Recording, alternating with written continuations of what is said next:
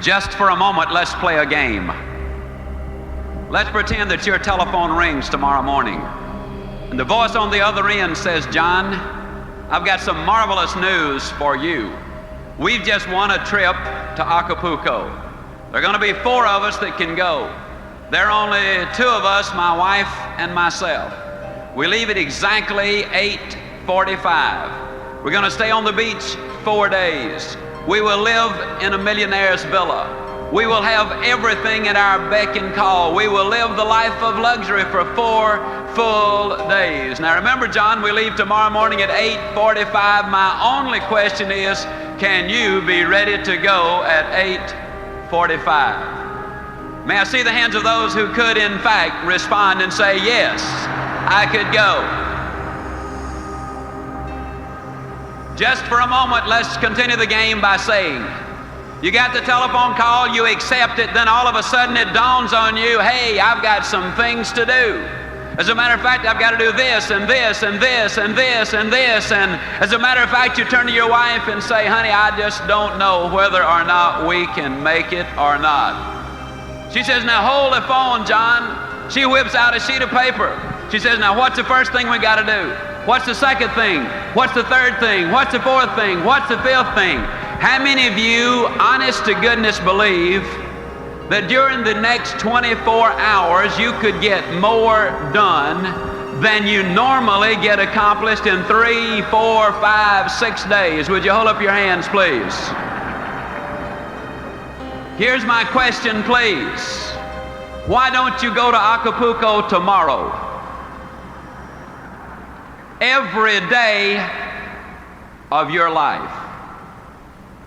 Why don't you, in your own mind, say, "Tomorrow I go to Acapulco if I get this done today"?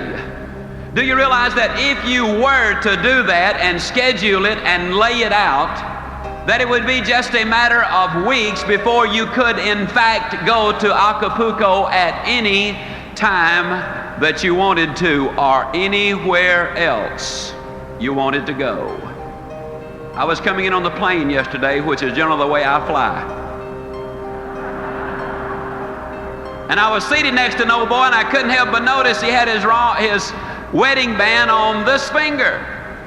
Now I looked at him for a moment. I said, "Friend, you got your wedding band on the wrong finger." He said, "Yeah, I married the wrong woman."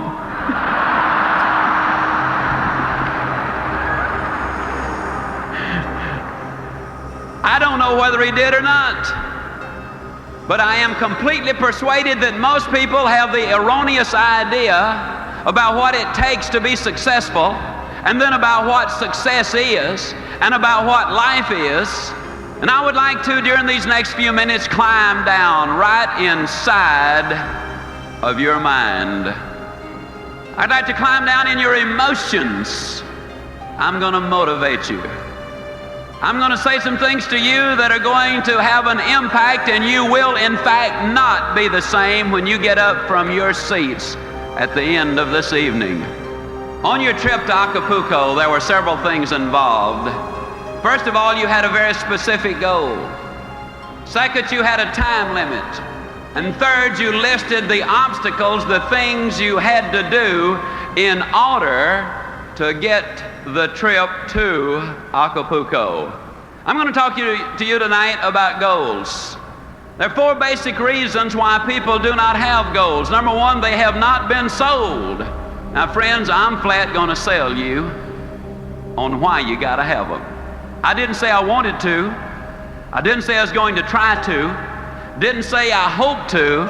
I flat said I'm going to sell you on why you must have them. The second reason a lot of people don't have goals is they do not know how to set those goals. I'm going to give you a basic formula for setting those goals that will be precise if you will follow it. The third reason a lot of people do not have goals is they have fear. You see, there's a certain amount of risk involved when you say, "This I'm going to do." Even if you do not tell anyone else, when you set a goal, there's a certain amount of risk involved. Then the fourth reason a lot of people do not have goals is because they have a poor self-image. If you do not think you deserve success, if you do not think you deserve a bigger home, to be a $1 million producer, to have an outstanding mate, or beautiful, well-disciplined children who are productive, if you don't think you deserve them, then you'll do things that will keep you from getting them. Let's look at number one. Let's sell you on the idea of having goals. Are they important?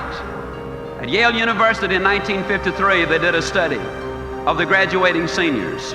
They discovered that of the graduating seniors, only 3% of them had definite, predetermined, written down goals. 20 years later, they did another survey of those seniors who had graduated.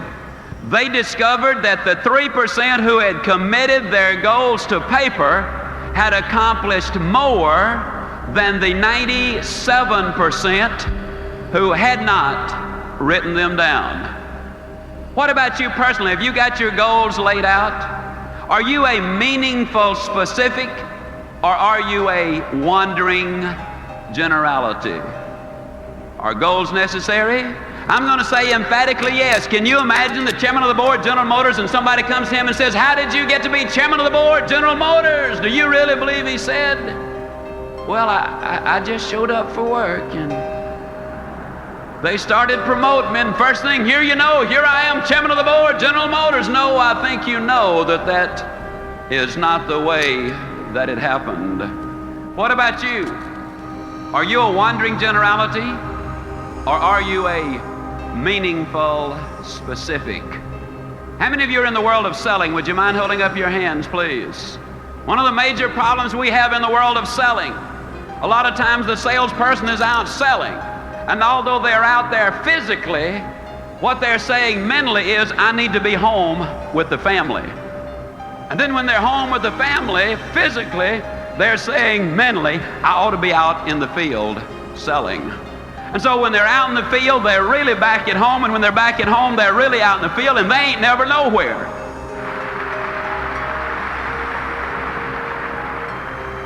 People today complain of lack of time. It's not lack of time that's the problem, it's the lack of direction. Are you a wandering generality, or are you a meaningful specific?